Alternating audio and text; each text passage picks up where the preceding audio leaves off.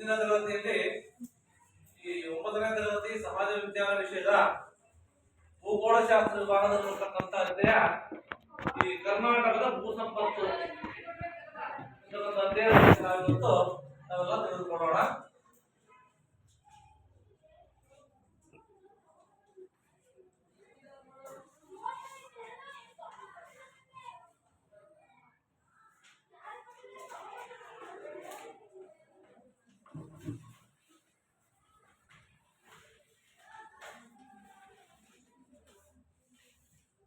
ಭೂಸಂಪತ್ತು ಗೊತ್ತಿರಬೇಕು ನಮಗೆಲ್ಲವಾ. ಏನ್ ಭೂಸಂಪತ್ತು ಅಂದ್ರೆ ಭೂಮಿ ಒಂದು ಸಂಪತ್ತಲ್ಲ. ಕರ್ನಾಟಕ ಭೌಗೋಳಿಕವಾಗಿ ಒಂದು ಉತ್ತಮವಾಗಿರ್ತಕ್ಕಂಥ ಸ್ಥಾನದಲ್ಲಿದ್ದು ಅದು 6 ಭೂ ಸ್ವರೂಪಗಳನ್ನ ಮಣ್ಣ ಹೊಂದಿದೆ. ಆಮೇಲೆ ಖನಿಜಗಳಿದಾವೆ, ಮತ್ತೆ ಕಾಡಿದೆ, ನದಿ ಮತ್ತು ಅಂತರ್ಜಲ ಇದೆ. ಇವೆಲ್ಲ ನಮ್ಮದು ಸಂಪತ್ತು. ಭೂಮಿ ಇರ್ತಕ್ಕಂಥ ಸಂಪತ್ತು ಅಂದ್ರೆ ನದಿ ಇರ್ಬೋದು, ಅಂತರ್ಜಲ ಇರ್ಬೋದು, ಮಣ್ಣು ಮತ್ತೆ ಖನಿಜಗಳೆಲ್ಲ ಏನು ಇಂತಹ ಪ್ರಮುಖವಾದ ಸಂಪನ್ಮೂಲಗಳಲ್ಲಿ, ನೈಸರ್ಗಿಕ ಸಂಪನ್ಮೂಲಗಳಲ್ಲಿ ಭೂಮಿ ಏನು ಅತ್ಯಮೂಲ್ಯವಾಗಿರ್ತಕ್ಕಂಥ ಸಂಪನ್ಮೂಲ ಅಂತ ಅದರ ಸದುಪಯೋಗವನ್ನು ಪಡೆದುಕೊಳ್ತಕ್ಕಂಥದ್ದು ನಮ್ಮ ರಾಜ್ಯದ ಪ್ರಗತಿಗೆ ಸೂಚಕ ಅಂತ ಹೇಳುದು. ಭೂಮಿಯನ್ನ ಬಳಕೆ ಮಾಡ್ತೀವಿ ಗೊತ್ತಾ? ಭೂಮಿಯನ್ನ ಯಾರಾದ್ರೂ ಬಳಕೆ ಮಾಡ್ತೀವಿ? ಮನೆ ಮತ್ತೆ ಬೆಳೆಗಳು ಎಲ್ಲ ಒಂದೇ. ಆಮೇಲೆ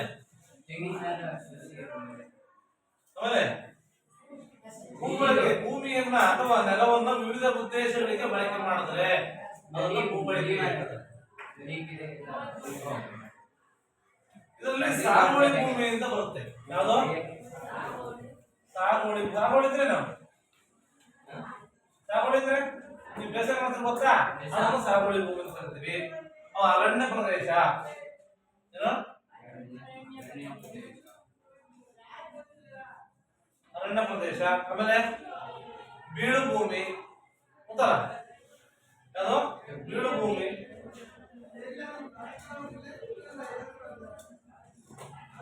ಮತ್ತು ಅರಣ್ಯ ಬೀಳು ಭೂಮಿ ಆದ್ಮೇಲೆ ಈ ಕೃಷಿಯೇತರ ಭೂಮಿ, ಕೃಷಿ ಮಾಡದೇ ಇರ್ತಕ್ಕಂಥ ಭೂಮಿ ಗೊತ್ತಾಯ್ತಾ? ಆಮೇಲೆ ವಸತಿ, ರಸ್ತೆ, ರೈಲು ಮಾರ್ಗ ಇದೆಲ್ಲ ಊರು ಬೆಳೆಸಿರ್ತೀರ ಗೊತ್ತಲ್ಲ? ರೈಲು ಮಾರ್ಗ, ರಸ್ತೆ ಮಾರ್ಗ ಇಷ್ಟೆಲ್ಲ ರೈಲು ಮಾಡಿದ್ರೆ ಭೂಮಿಯನ್ನು ತಗೊಂಡು ಮತ್ತೆ ಅಣೆಕಟ್ಟೆ ಇರ್ಬೋದು, ಕಾಲುಗಳು ಇರ್ಬೋದು, ಮುಂತಾದವುಗಳನ್ನ ನಾವೇನ್ ಮಾಡ್ತೀವಪ್ಪ ಅಂತಂದ್ರೆ ಇವೆಲ್ಲ ಸೇರಿ ನಾವು ಭೂಮಿಯ ಸಮರ್ಪಕವಾಗಿ ಸೂಕ್ತ ಬಳಕೆ ಆದ್ರೆ ನಾವು ಆರ್ಥಿಕ ಅಭಿವೃದ್ಧಿಯಲ್ಲೂ ತಡದಿ ಆಗ್ತಂಗೆ ಅಂತ. ಹಾಗಾಗಿ ಸೂಕ್ತವಾಗಿ ಬಳಕೆ ಮಾಡ್ತಕ್ಕಂಥ ಬಹಳ ಮುಖ್ಯ ಇದನ್ನ ಭೂಮಿಯನ್ನ. ಹಾಗಾಗಿ ಕರ್ನಾಟಕ ರಾಜ್ಯ 19.5 ಲಕ್ಷ ಹೆಕ್ಟೇರ್ ಭೌಗೋಳಿಕ ಪ್ರದೇಶ ಹೊಂದಿದೆ. 19.5 ಲಕ್ಷ ಹೆಕ್ಟೇರ್ ಪ್ರದೇಶದಲ್ಲಿರುತ್ತೆ ಭೌಗೋಳಿಕ ಪ್ರದೇಶ ಹೊಂದಿದ್ದು ಅದು ಕೆಲವು ಉದ್ದೇಶಗಳಿಗೆ ಬಳಕೆ ಆಗುತ್ತದೆ. ಗೊತ್ತಾಯ್ತಾ? ಅದರಲ್ಲಿ ನಾವು ಭೂಬಳಕೆಯ ಮಾದರಿಗಳು, ಭೂಮಿಯನ್ನ ಬಳಕೆ ಮಾಡ್ತೀವಲ್ಲ, ಯಾವ ಮಾದರಿ ಬಳಕೆ ಮಾಡ್ತೀವಿ ಅಂತಂದ್ರೆ ಅದು ನಿವ್ವಳ ಸಾಗುವಳಿ ಭೂಮಿ ಅಂತ ಬರ್ತದೆ. ನಿವ್ವಳ ಸಾಗುವಳಿ ಭೂಮಿ. ನಿವ್ವಳ ಅಂತಂದ್ರೆ ನೀವು ಒಂದು ಅಕ್ಕಿ ಪ್ಯಾಕೆಟ್ ತರಕ್ ಹೋದ್ರೆ, ಮೊದಲು ತರಕ್ ಹೋದ್ರೆ ಅಲ್ಲಿ ನೆಟ್ ಅಂದ್ರೆ ಗೊತ್ತಾ? ನೆಟ್ ವೆಯ್ಟ್ ಅಂತ ಎಲ್ಲ ಕಳೆದು ವೇಸ್ಟ್ ಎಲ್ಲ ಕಳೆದಷ್ಟೇ ಇರುತ್ತೆ ನಿವ್ವಳ ಅಂತ. ಅಂತ ಭೂಮಿಯನ್ನು ನಾವು ಮಾಡ್ತೀವಿ. ಏನಪ್ಪಾ ಅಂತಂದ್ರೆ ಒಟ್ಟು ಸಾಗುವಳಿಗೆ ಬಳಕೆಯಾದ ಭೂಮಿ ರಾಜ್ಯದ ಎಲ್ಲಾ ಭಾಗಗಳಲ್ಲೂ ಒಂದೇ ರೀತಿಯಾಗಿಲ್ಲ. ಇದೆಯಾ? ಇಲ್ಲಿ ಕಲಬುರಗಿ ಜಿಲ್ಲೆ ರಾಜ್ಯದಲ್ಲಿ ಅತಿ ಹೆಚ್ಚು ಸಾಗುವಳಿ ಭೂಮಿಯನ್ನು ಹೊಂದಿದೆ. ಅದು ಜಿಲ್ಲೆಯ ಹೆಚ್ಚು ಸಾಗುವಳಿ ಭೂಮಿ ಅಂದ್ರೆ ಏನು? ಜಾಸ್ತಿ ಬೇಸಾಯ ಮಾಡ್ತಕ್ಕಂಥ ಭೂಮಿ ಅಂತ. ಯಾವುದು ಗೊತ್ತಲ್ಲ? ಅದು ಈ ಭೂಮಿಯನ್ನು ಹೊಂದಿತ್ತು. ಅನಂತರ ಸ್ಥಾನದಲ್ಲಿ ಬೆಳಗಾವಿ. ಹೇಳಿ, ಅನಂತರ ಸ್ಥಾನಗಳಲ್ಲಿ ಬೆಳಗಾವಿ, ವಿಜಯಪುರ, ತುಮಕೂರು, ಆಮೇಲೆ ರಾಯಚೂರು, ಬಳ್ಳಾರಿ, ಚಿತ್ರದುರ್ಗ, ಮೈಸೂರು ಎಲ್ಲ ಹೊಂದಿತ್ತು. ತೀವ್ರ ನಗರೀಕರಣದಿಂದ ನಗರಗಳು ಜಾಸ್ತಿ ಆಗುವುದರಿಂದ ಬೆಂಗಳೂರು ನಗರ ಕನಿಷ್ಠ ಸಾಗುವಳಿ ಭೂಮಿಯನ್ನ ಹೊಂದಿದೆ. ಜಾಸ್ತಿ ಭೂಮಿ ಯಾವುದು? ಸಾಗುವಳಿ ಭೂಮಿ. ಸಾಗುವಳಿ ಗೊತ್ತಾಗ್ತೇನೆ ಏನು ಬೇಸಾಯ ಮಾಡ್ತಕ್ಕಂಥ ಭೂಮಿ ಅಂತ. ಕಲಬುರಗಿ ಜಿಲ್ಲೆ ಫಸ್ಟ್, ಆದ್ರೆ ಬೆಂಗಳೂರು ಇದೆಯಲ್ಲ, ಯಾಕಂದ್ರೆ ಎಲ್ಲ ನಗರ ಆಗಿರುತ್ತೆ. ಗೊತ್ತಾಯ್ತಾ? ಹಂಗ ಕಡಿಮೆ ಸಾಗುವಳಿ ಭೂಮಿ ಹೊಂದಿದ್ದು ಉತ್ತರ ಕನ್ನಡ, ದಕ್ಷಿಣ ಕನ್ನಡ, ಉಡುಪಿ, ಕೊಡಗು ಸಾಗುವಳಿ ಪ್ರಮಾಣ ಕಡಿಮೆ. ಅಲ್ಲೂ ಅಷ್ಟೇ ಎಲ್ಲ ಕಾಡಿಗೆ. ಉತ್ತರ ಕನ್ನಡದಲ್ಲಿ, ದಕ್ಷಿಣ ಕನ್ನಡದಲ್ಲಿ, ಆಮೇಲೆ ಕೊಡಗು ಜಿಲ್ಲೆಯಲ್ಲಿ ಸಾಗುವಳಿ ಭೂಮಿ ಏನ ಕಡಿಮೆ. ಯಾಕಪ್ಪ ಅಂದ್ರೆ ಇರ್ತಕ್ಕಂಥದ್ದೇನು ಅರಣ್ಯ ಪ್ರದೇಶ ಜಾಸ್ತಿ. ನೆಕ್ಸ್ಟ್ ಎರಡನೇ ಬರ್ತಕ್ಕಂಥ ಅರಣ್ಯ ಪ್ರದೇಶ. ಗೊತ್ತಿರಬೇಕು ಎಷ್ಟು ಅರಣ್ಯ ಇದೆ. ಉತ್ತರ ಕನ್ನಡ ಜಿಲ್ಲೆ ಹೆಚ್ಚು ಅರಣ್ಯ ಪ್ರದೇಶ ಹೊಂದಿರತಕ್ಕಂಥ ಜಿಲ್ಲೆ ನಮ್ಮ ರಾಜ್ಯದಲ್ಲಿ. ಅತಿ ಹೆಚ್ಚು ಅರಣ್ಯ ಹೊಂದಿರತಕ್ಕಂಥ ಜಿಲ್ಲೆ ಯಾವುದು? ಉತ್ತರ ಕನ್ನಡ. ಕೇಳ್ತೀನಿ ಆಮೇಲೆ ಗಣ ಮಾಡೋದು ಮಧ್ಯಂತರ ಭಾಷೆ ಹೇಳು. ಅಂದ್ರೆ ಶಿವಮೊಗ್ಗ, ಚಾಮರಾಜನಗರ, ಚಿಕ್ಕಮಗಳೂರು, ಕೊಡಗು, ಬೆಳಗಾವಿ, ದಕ್ಷಿಣ ಕನ್ನಡ, ಉಡುಪಿ, ಬಳ್ಳಾರಿ ಜಿಲ್ಲೆಗಳಲ್ಲಿ ಅರಣ್ಯ ಪ್ರದೇಶವನ್ನು ಹೆಚ್ಚಾಗಿ ಕಂಡುಬರುತ್ತೆ. ವಿಜಯಪುರ ಜಿಲ್ಲೆ ಅತಿ ಕಡಿಮೆ ಅರಣ್ಯ ಹೊಂದಿರತಕ್ಕಂಥದ್ದು. ವಿಜಯಪುರ ಗೊತ್ತಾ? ಪ್ರತಿಮೆ ಅತಿ ಕಡಿಮೆ ಅರಣ್ಯ. ಆಮೇಲೆ ಕೇಳಿದ್ರೆ ಹೇಳಬೇಕು, ಬರ್ಕೋಬೇಕು, ಸುಮ್ಮನೆ ಗೊತ್ತಾಗೋದು.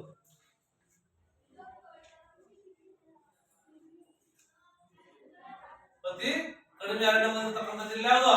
ವಿಜಯಪುರ. ಅತಿ ಹೆಚ್ಚು ಉತ್ತರ ಕನ್ನಡ ಜಿಲ್ಲೆ. ಅದಾಯ್ತಾ? ನೆಕ್ಸ್ಟ್ ಬೆಂಗಳೂರು ನಗರ, ಬೆಂಗಳೂರು ಗ್ರಾಮಾಂತರ, ರಾಯಚೂರು, ಬೀದರ್, ಗದಗ ಜಿಲ್ಲೆಗಳನ್ನು ಸಹ ನಾವು ಕಡಿಮೆ ಅರಣ್ಯವನ್ನು ನಾವು ಕಾಣ್ತೀವಿ. ಇದಾದ್ಮೇಲೆ ನೆಕ್ಸ್ಟ್ ಸಾಗುವಳಿಗೆ ಲಭ್ಯವಿಲ್ಲದ ಭೂಮಿ ಅಂತ ಬರುತ್ತೆ. ಅಂದ್ರೆ ಬೇಸಾಯ ಮಾಡೋಕೆ ಬರದೇ ಇರತಕ್ಕಂಥ ಭೂಮಿ. ಸಾಗುವಳಿಗೆ ಲಭ್ಯವಿಲ್ಲದ ಭೂಮಿ.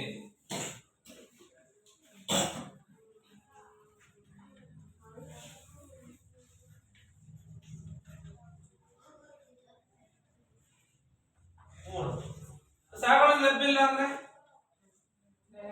ಇದು ವ್ಯವಸಾಯಕ್ಕೆ ಬದಲು ಇನ್ನಿತರ ಹಲವು ಉದ್ದೇಶಗಳಿಗೆ ಬಳಕೆ ಆಗುತ್ತೆ. ಅಂದ್ರೆ ರಸ್ತೆ ಮಾರ್ಗ, ರೈಲು ಮಾರ್ಗ, ಕೈಗಾರಿಕೆಗಳು, ನೀರಾವರಿ ಪ್ರದೇಶ ಇವುಗಳೆಲ್ಲ ಇತ್ತೀಚೆಗೆ ಅಭಿವೃದ್ಧಿಗಿಂತ ಒಂದು ಭೂಬಳಕೆ ಹೆಚ್ಚಾಗ್ತಾ ಇದೆ ಅಂತ.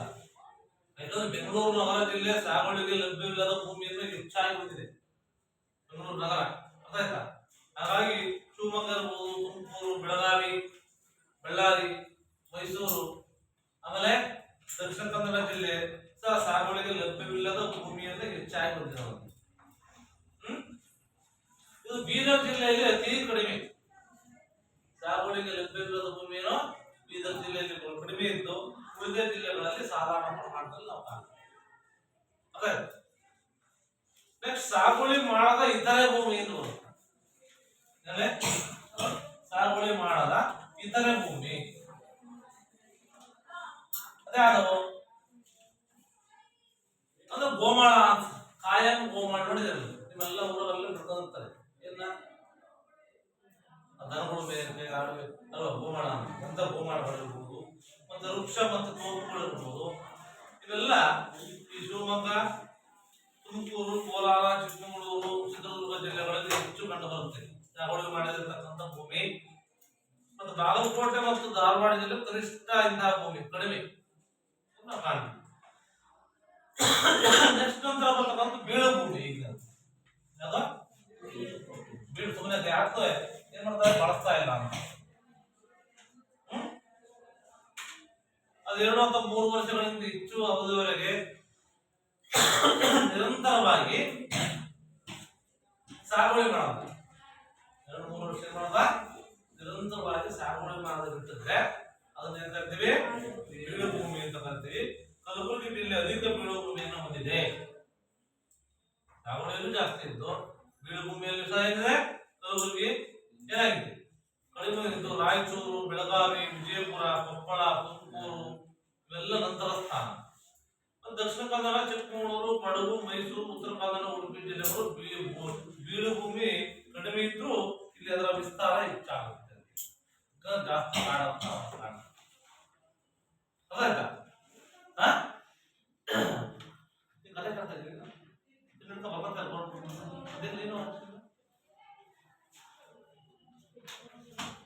ನೆಕ್ಸ್ಟ್ ಏನಪ್ಪ ಅಂದ್ರೆ ವ್ಯವಸಾಯ. ಏನ ಏನ್ ವ್ಯವಸಾಯ ಅಂದ್ರೆ ಏನು? ನೀವೆಲ್ಲ ರೈತರ ಮಕ್ಕಳು ಅಲ್ವಾ? ಅಂದ್ರೆ ವ್ಯವಸಾಯ ಅಂದ್ರೆ ಏನು?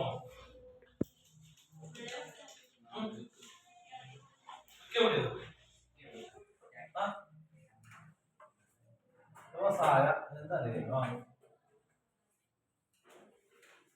ಭೂಮಿಯನ್ನ ಉಳುಮೆ ಮಾಡಿ ಬೆಳೆ ಬೆಳೆಯೋದು. ಮಾಡದ ಭೂಮಿಯನ್ನ ಉಳುಮೆ ಮಾಡಿ ಬೆಳೆಯನ್ನು ಬೆಳೆದ್ರೆ ಅಲ್ಲದೆ ಪಶುಪಾಲನೆ, ಕೋಳಿ ಸಾಕಾಣಿಕೆ, ಮೀನು ಸಾಕಾಣಿಕೆ, ರೇಷ್ಮೆ ಕೃಷಿ ಇವೆಲ್ಲ ಸೇರಿರೋದು. ಹಾಗಾಗಿ 61.33% ಏನು ಜನರು ಗ್ರಾಮೀಣ ಪ್ರದೇಶದಲ್ಲಿ ವಾಸವಾಗಿರುತ್ತಲ್ಲ, ಅವರು ವ್ಯವಸಾಯದಲ್ಲಿ ತಮ್ಮ ಜೀವನಕ್ಕೆ ಮಾಡ್ತಿದ್ದಾರೆ, ಅವಲಂಬಿಸಿದ್ದಾರೆ. ಭಾರತ ದೇಶದ ಮುಖ್ಯ ಪತ್ರ ಏನು? ವ್ಯವಸಾಯ. ಹೌದಾಯ್ತಾ? ಭೂ ಬಳಕೆ ಅಂದ್ರೆ ಏನು? ಪೂರ್ತಿ ಭೂ ಬಳಕೆ ಎಂದರೇನು?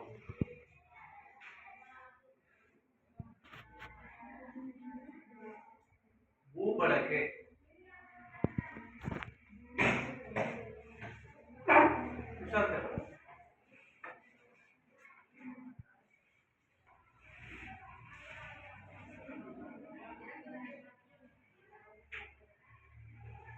ಕೇಳಿದ್ರೆ ಬರ್ತಂತೆ ಹೇಳ್ಬೇಕಾದ್ರೆ ಭೂ ಬಳಕೆ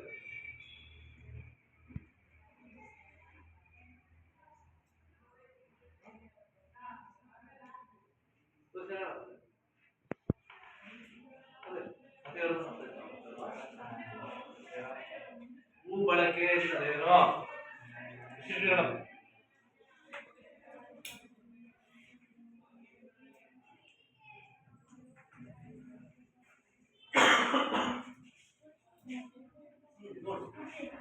ಭೂಮಿಯನ್ನ ವಿವಿಧ ಉದ್ದೇಶಗಳಿಗೆ ಬಳಕೆ ಮಾಡಿದ್ರೆ ಭೂ ಬಳಕೆ ಅಂತ ಹೇಳಿದ್ರೆ ಗೊತ್ತಾ?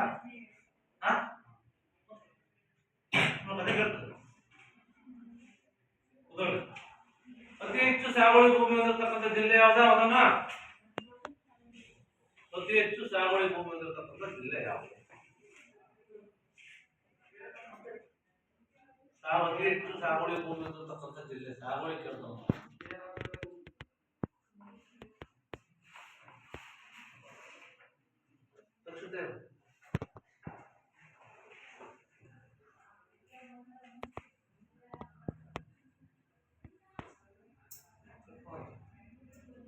ಜಿಲ್ಲೆ ಯಾವುದು? ಕರ್ನಾಟಕ, ಉತ್ತರ ಕನ್ನಡ. ಆಯ್ತಾ? ಇದಾದ್ಮೇಲೆ ವ್ಯವಸಾಯ ನಮ್ಗೆಲ್ಲ ಗೊತ್ತಿರ್ಬೇಕೇನೋ, ಭೂಮಿಯನ್ನು ಉಳುಮೆ ಮಾಡಿ ಬೆಳೆಗಳನ್ನು ಬೆಳೀತಕ್ಕಂಥ ವ್ಯವಸಾಯ ಅಂತ ಹೇಳಿದ್ರೆ ಜೊತೆಗೆ ಕೋಳಿ ಸಾಕಾಣಿಕೆ ಮತ್ತೆ ಮೀನುಗಾರಿಕೆ, ರೇಷ್ಮೆ ಕೃಷಿಯನ್ನು ಮಾಡ್ತೀವಿ. ಆದ್ರೆ ವ್ಯವಸಾಯ ಮಾಡೋದ್ರಿಂದ ಏನು ಅನುಕೂಲ? ಅದ್ರ ಪ್ರಾಮುಖ್ಯತೆ ಏನಂದ್ರೆ ವ್ಯವಸಾಯದ ಪ್ರಾಮುಖ್ಯತೆ.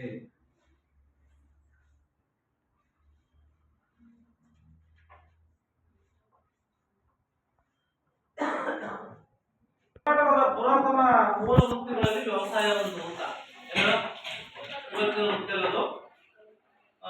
ಅಲ್ಲದೆ ನಾವೇನಪ್ಪ ಅಂದ್ರೆ ಒಂದು ಮುಖ್ಯ ಜೀವನಾಧಾರಿತ ವೃತ್ತಿ, ಜೀವನಕ್ಕೋಸ್ಕರ ಮಾಡ್ತೀವಿ.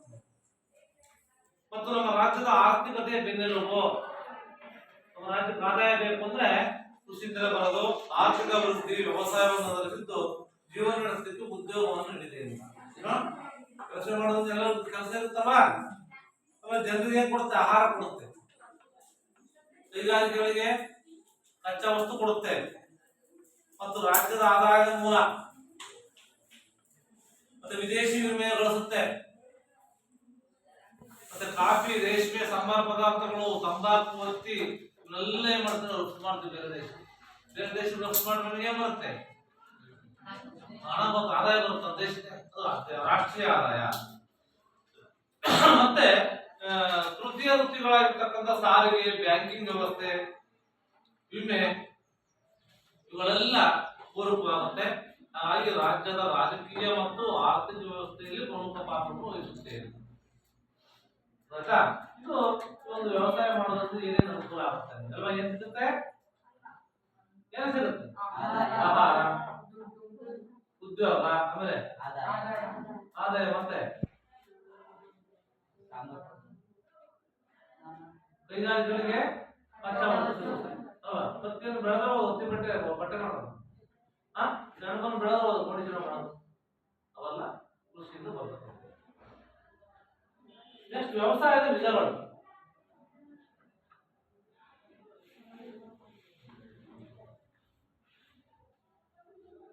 ಇಲ್ಲಿ ಕರ್ನಾಟಕದಲ್ಲಿ ರಾಜ್ಯದಲ್ಲಿ ಭೂ ಉಳಿಯುವ ಜೊತೆಗೆ ಫಲವತ್ತತೆ,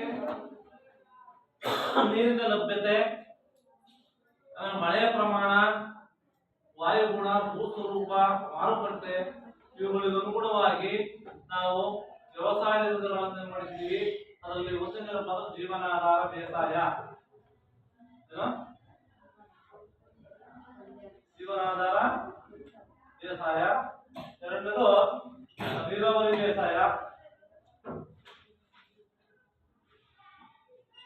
ಮೂರನೇದು ಒಣ ಬೇಸಾಯ.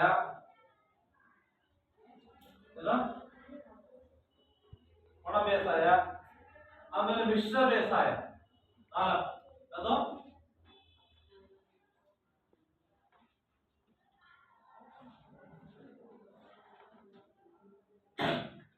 ಸ್ಥಳಾಂತರ ಬೇಸಾಯ. ಆಮೇಲೆ ವಾಣಿಜ್ಯ ಬೇಸಾಯ. ವಾಣಿಜ್ಯ ಅಂದ್ರೆ ವ್ಯಾಪಾರ.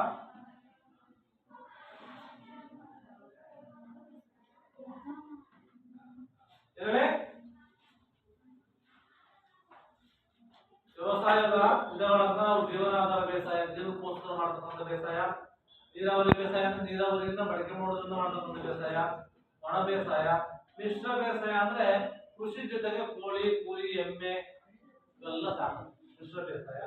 ಸ್ಥಳಾಂತರ ಅಂದ್ರೆ ಒಂದು ಪ್ಲೇಸ್ ಅಲ್ಲಿ ಏನ್ ಮಾಡಿರ್ತಾರೆ, ವ್ಯವಸಾಯ ಮಾಡ್ತಾ ಇದ್ದಾರೆ, ಅಲ್ಲಿ ಫಲವತ್ತತೆ ಕಡಿಮೆ ಆಗ್ತದೆ ಹೆಂಗಂತ ಹೋಗುದು ಅಲ್ಲಿ ವ್ಯವಸಾಯ ಮಾಡೋದು, ಅದನ್ನ ಸ್ಥಳಾಂತರ ಬೇಸಾಯ. ಮತ್ತೆ ವಾಣಿಜ್ಯ ಬೇಸಾಯ ಅಂದ್ರೆ ಈ ಒಂದು ವ್ಯಾಪಾರಕ್ಕೋಸ್ಕರ ಮಾಡತಕ್ಕಂಥ ಬೇಸಾಯ. ಹೌದಾ? ವ್ಯಾಪಾರಕ್ಕೋಸ್ಕರ ಮಾಡತಕ್ಕಂಥ ಬೇಸಾಯ ವಾಣಿಜ್ಯ ಬೇಸಾಯ ಅಂತ ಹೇಳ್ತೀವಿ. ನೆಡುತೋಪು ಬೇಸಾಯ ಅಂತ ಬರ್ತಿದ್ವಿ. ನೆಡುತೋಪು ಅಂತಂದ್ರೆ ಈ ದೊಡ್ಡ ದೊಡ್ಡ ಮರಗಳಿಂದ ಬೆಳೆಸ್ತಕ್ಕಂಥದ್ದು ನೆಡುತೋಪು, ಪ್ಲಾಂಟೇಶನ್ ಹೋಗ್ತದೆ ಆ ಥರದ್ದು. ನಂತರ ಕಾಲುವೆ, ಕೆರೆ, ಬಾವಿ ಮೂಲಗಳಿಂದ ನೀರನ್ನ ಬಳಕೆ ಮಾಡತಕ್ಕಂಥದ್ದು. ಯಾವುದಕ್ಕೆ? ಕೃಷಿಯನ್ನ ಮಾಡಲಿಕ್ಕೆ, ವ್ಯವಸಾಯ ಮಾಡಲಿಕ್ಕೆ. ಇದನ್ನ ನೀರಾವರಿ ಬೇಸಾಯ ಅಂತ. ಕಾಲುವೆ, ಕೆರೆ ಮತ್ತೆ ಬಾವಿಗಳಿಂದ ನೀರನ್ನೇ ಮಾಡೋದು ಕೃಷಿ ಬಳಕೆ ಮಾಡಿದ್ರೆ ನೀರಾವರಿ ಬೇಸಾಯ. ಇಲ್ಲಿ ಭತ್ತ, ಕಬ್ಬು ಮತ್ತು ನೀರಾವರಿ ಬೇಸಾಯದ ಪ್ರಮುಖ ಬೆಳೆಗಳು ಭತ್ತ ಮತ್ತೆ ಕಬ್ಬು. ಹಾಗಾಗಿ ಮಳೆ ಆಶ್ರಿತ ಅಥವಾ ಸಾಗುವಳಿ ಭೂಮಿ ಅಥವಾ ಒಣಶುಷ್ಕ ಭೂಮಿ, ಉದಾಹರಣೆ ರಾಗಿ, ಜೋಳ, ಎಣ್ಣೆ ಕಾಳು ಇವೆಲ್ಲ ಜಾಸ್ತಿ ಮಳೆ ಬೇಕಾದ ರಾಗಿ ಕೊಡ್ತಾರೆ. ಚೆನ್ನಾಗಿ ಬರುತ್ತೆ. ನೆಕ್ಸ್ಟ್ ವಿಶಾಲವಾದ ಸಾಗುವಳಿ ಭೂಮಿಯಲ್ಲಿ ಹಣಗಳಿಗೋಸ್ಕರ ಮಾಡತಕ್ಕಂಥ ಬಹುವಾರ್ಷಿಕ ಬೆಳೆಗಳನ್ನು ಬೆಳೀತಕ್ಕಂಥದ್ದು. ವಾರ್ಷಿಕವಾಗಿ ಒಂದು ವರ್ಷಕ್ಕೆ ಬಹಳಷ್ಟು ಬೆಳೆ ಬೆಳೀತಕ್ಕಂಥದ್ದು ಬಹುವಾರ್ಷಿಕ ಬೆಳೆ. ಅದು ಪ್ಲಾಂಟೇಶನ್, ನೆಡುತೋಪು ಬೇಸಾಯ, ಉದಾಹರಣೆ ಕಾಫಿ, ಚಹಾ, ರಬ್ಬರ್ ಇವೆಲ್ಲ ಸ್ವದೇಶಿ ಉಪಯೋಗಕ್ಕಲ್ಲದೆ ವಿದೇಶಿ ಬಳಸ್ತೀವಿ ನಾವು ನಮ್ಮ ದೇಶದಿಂದ. ಅದಾಯ್ತಾ?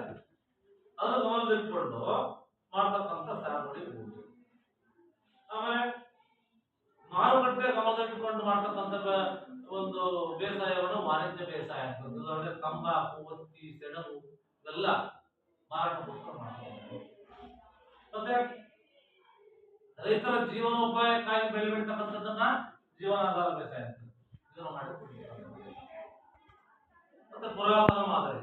ಇತ್ತೀಚಿನ ದಿನಗಳಲ್ಲಿ ಮಿಶ್ರ ಬೇಸಾಯ ಹೆಚ್ಚು ಪ್ರಚಲಿತ ಅಂತ.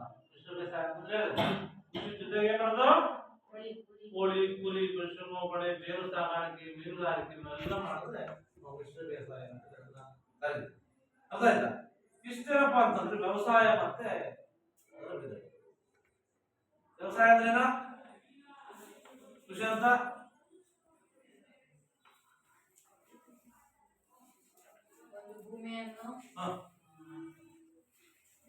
ಭೂಮಿಯನ್ನ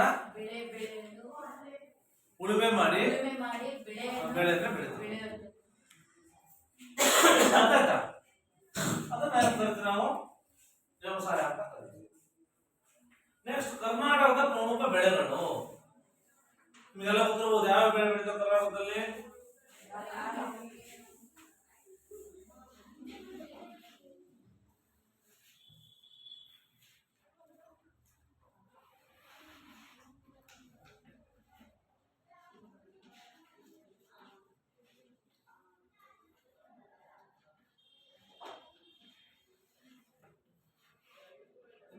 ನೀವು ರೈತರ ಮಕ್ಕಳಾಗಿ ವ್ಯವಸಾಯನ ಗೊತ್ತಿರ್ಬೇಕು.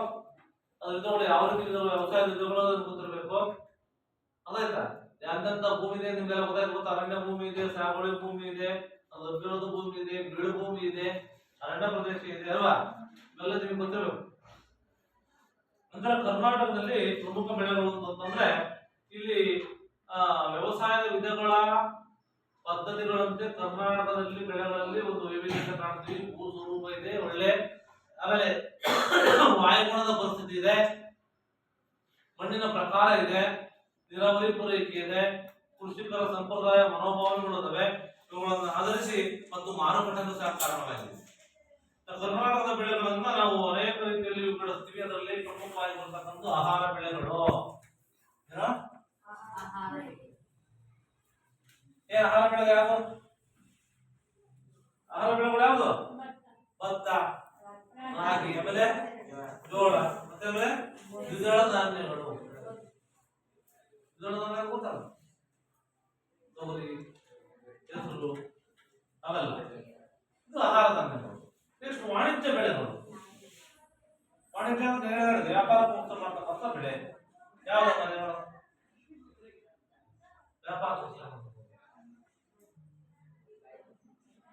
ವ್ಯಾಪಾರಕ್ಕೋಸ್ಕರ ಬೆಳೀತಕ್ಕಂಥ ಬೆಳೆಗಳು ಯಾವುದು?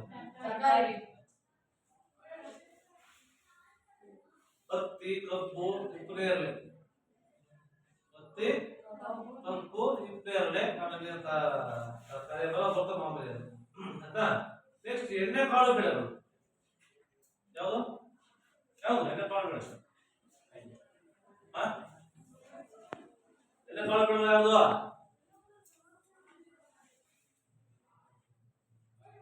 ಶೇಂಗಾ, ಎಳ್ಳು, ಆಮೇಲೆ ಹುಚ್ಚೆಳ್ಳು, ಕುಸುಮೆ, ಸೂರ್ಯಕಾಂತಿ ಇವೆಲ್ಲ ಏನು ಎಣ್ಣೆಕಾಳು ಬೆಳೆಗಳು. ನೆಕ್ಸ್ಟ್ ನೆಡುತೋಪು ಬೆಳೆಗಳು. ನೆಡುತೋಪು ಅಂದ್ರೆ ಕಾಫಿ, ತೆಂಗು, ಅಡಿಕೆ, ರಬ್ಬರ್, ಬಾಳೆ ಇವೆಲ್ಲ ಏನ ನೆಡುತೋಪು ಬೆಳೆಗಳು. ಕರ್ನಾಟಕದಲ್ಲಿ ವಿವಿಧ ತೋಟಗಾರಿಕೆ ಮತ್ತು ಪುಷ್ಪ ಬೆಳೆಗಳನ್ನು ಸಹ ಬೆಳೆಯಲಾಗುತ್ತೆ. ಪುಷ್ಪ ಅಂದ್ರೆ ಏನು? ಹೂವನ್ನು ಬೆಳೆತಕ್ಕಂಥ ಪದ್ಧತಿ ನಮ್ಮಲ್ಲಿದೆ. ಅದರಲ್ಲಿ ಪ್ರಮುಖವಾಗಿ ಬರ್ತಕ್ಕಂಥ ಆಹಾರ ಬೆಳೆಗಳಲ್ಲಿ ಭತ್ತ ಬರುತ್ತೆ. ಆಹಾರ ಬೆಳೆಗಳಲ್ಲಿ ಭತ್ತ.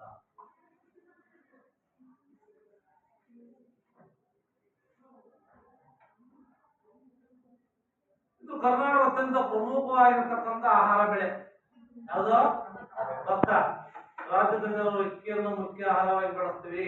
ನಾವು ಒಟ್ಟು ಸಾಗುವಳಿ ಮಾಡತಕ್ಕಂಥ ಭೂಮಿಯಲ್ಲಿ 28.2% 28.2% ಏನಪ್ಪಾ ಅಂತಂದ್ರೆ ನಾವು ಭತ್ತವನ್ನ ಬೆಳೆಯಲಾಗುತ್ತೆ. ಇಲ್ಲಿ ನೀರಾವರಿ ಮತ್ತೆ ರಾಸಾಯನಿಕ ಗೊಬ್ಬರ ಅಧಿಕ ಇಳುವರಿ ಕೊಡ್ತಕ್ಕಂಥ ಭತ್ತದ ಇಳುವರಿಯಲ್ಲಿ ಇತ್ತೀಚೆಗೆ ಮಾಡಲು ಸುಧಾರಣೆ ಆಗ್ತಾ ಇದೆ. ಹಾಗಾದ್ರೆ ಭತ್ತ ಉಷ್ಣವಲಯದ ಬೆಳೆ ಅಂತ. ಉಷ್ಣವಲಯದ ಬೆಳೆ ಭತ್ತ. ಈ ಬೇಸಾಯಕ್ಕೆ ಮಳೆ ಜಾಸ್ತಿ ಬೇಕು ಮತ್ತು ಉಷ್ಣಾಂಶ ಬೇಕು. ಉಷ್ಣಾಂಶ ಜಾಸ್ತಿ ಬೇಕು ಮತ್ತೆ ಮಳೆ ಜಾಸ್ತಿ ಬೇಕಾಗ್ತದೆ. ಮಳೆ ಕಡಿಮೆ ಇರತಕ್ಕಂಥ ಪ್ರದೇಶಗಳಲ್ಲಿ ನೀರಾವರಿ ಸೌಲಭ್ಯ ಬೆಳೆಯುತ್ತೆ. ಉದಾಹರಣೆ ಮೈದಾನ ಪ್ರದೇಶ, ಫಲವತ್ತಾದ ಜೇಡಿಮಣ್ಣಿನ ಪ್ರದೇಶ, ಮತ್ತೆ ಜಾಸ್ತಿ ಕಾರ್ಮಿಕರು ಸಹ ಭತ್ತದ ಬೇಸಾಯಕ್ಕೆ ಬೇಕಾಗ್ತದೆ. ಅಲ್ವಾ? 70% ಭಾಗದಷ್ಟು ಭತ್ತನ್ನ ಜೂನ್ ಅಷ್ಟು ಆಗಸ್ಟ್ ತಿಂಗಳಲ್ಲಿ ನಾಟಿ ಮಾಡ್ತಾರೆ. ಯಾವಾಗ? ಜೂನ್ ಮತ್ತು ಆಗಸ್ಟ್ ತಿಂಗಳಲ್ಲಿ ನಾಟಿ ಮಾಡ್ತಾರೆ. 70% ಭತ್ತವನ್ನ ನವೆಂಬರ್ ಡಿಸೆಂಬರ್ ನಲ್ಲಿ ಕಟಾವು ಮಾಡ್ತಾರೆ. ನವೆಂಬರ್ ತಿಂಗಳಲ್ಲಿ ಡಿಸೆಂಬರ್ ಕಟಾವು ಮಾಡ್ತಾರೆ. ಅದನ್ನ ನಾವು ಐನು ಬೆಳೆ ಅಂತ ಕರಿತೀವಿ. ಭತ್ತವನ್ನು ಐನು ಬೆಳೆ.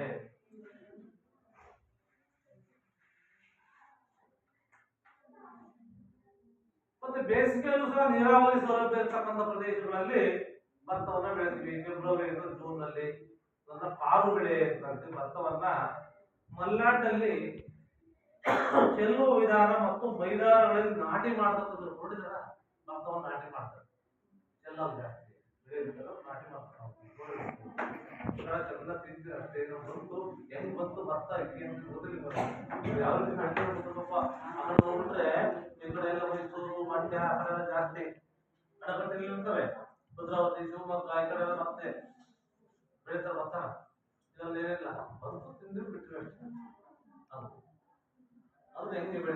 ವಿಧಾನಗಳೇನು? ಹೌದು. ಸರಿ.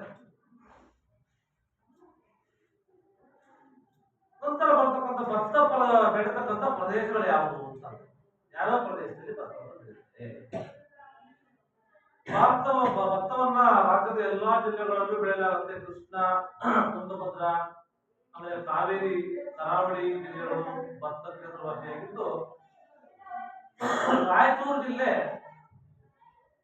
ಭತ್ತದ ಉತ್ಪಾದನೆಯಲ್ಲಿ ಪ್ರಥಮ ಸ್ಥಾನ. ಯಾವುದು? ರಾಯಚೂರು.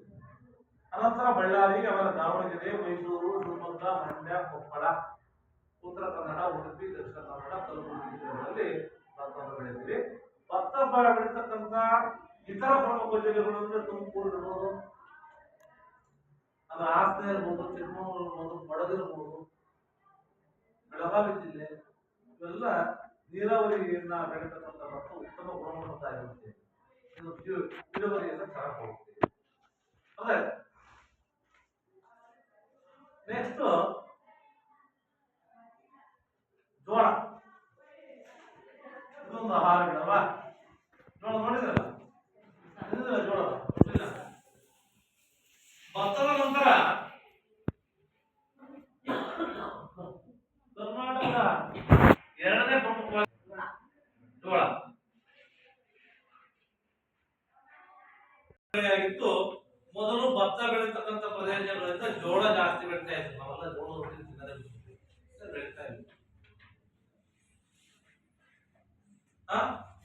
ಇತ್ತೀಚೆಗೆ ಏನಪ್ಪ ಅಂತಂದ್ರೆ ಜೋಳ ಬೆಳೀತಕ್ಕಂಥ ಪ್ರದೇಶಗಳು ಕಡಿಮೆ ಆಗಿದ್ದಾವೆ ಅಂತೇಳಿ. 26% ಅಷ್ಟೇ. ಕರ್ನಾಟಕದ ಎಷ್ಟು ಪರ್ಸೆಂಟ್? 26%. ಭಾರತದಲ್ಲಿ ಕರ್ನಾಟಕವು ಜೋಳದ ಉತ್ಪಾದನೆಯಲ್ಲಿ 2ನೇ ಸ್ಥಾನ, ಮಹಾರಾಷ್ಟ್ರ ಪ್ರಥಮ ಸ್ಥಾನ. ಜೋಳ ಉತ್ತರ ಕರ್ನಾಟಕದಲ್ಲಿ ಪ್ರಮುಖ ಆಹಾರ ಅಲ್ವಾ? ನಾವು ದಾವಣಗೆರೆ ಬಿಟ್ಬಿಟ್ಟು ಅವ್ರು ಜೋಳದ ರೊಟ್ಟಿ ನಮ್ಮಲ್ಲಿ ಮುದ್ದೆ ಜಾಸ್ತಿ ಕೊಡೋಲ್ಲ, ನೋಡಲ್ಲ ಅವರೇನು ರೊಟ್ಟಿಯಲ್ಲಿ ಜಾಸ್ತಿ ಕೊಡುತ್ತಾರೆ ಜೋಳದ ರೊಟ್ಟಿನ.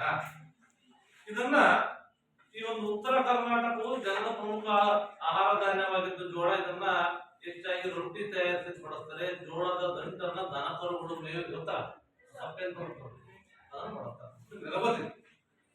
ನೆಕ್ಸ್ಟ್ ಮೆಕ್ಕೆಜೋಳ. ಯಾವುದು?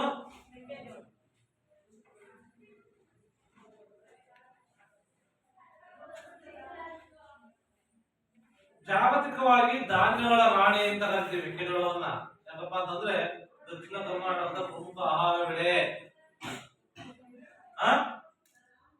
ದಕ್ಷಿಣ ಕರ್ನಾಟಕ ಹೆಚ್ಚಾಗಿ ಮೆಕ್ಕೆಜೋಳವನ್ನು ಪ್ರಧಾನ ಮಾನವನ ಆಹಾರಕ್ಕಾಗಿ, ಜಾನುವಾರುಗಳ ಮೇವಿಗಾಗಿ ಬಳಸ್ತಾರೆ. ಅದಾಯ್ತಾ? ಜೋಳ ಮತ್ತು ಮೆಕ್ಕೆಜೋಳ ಹುಲ್ಲು ಜಾತಿಗೆ ಸೇರಿದ ಸಸ್ಯ.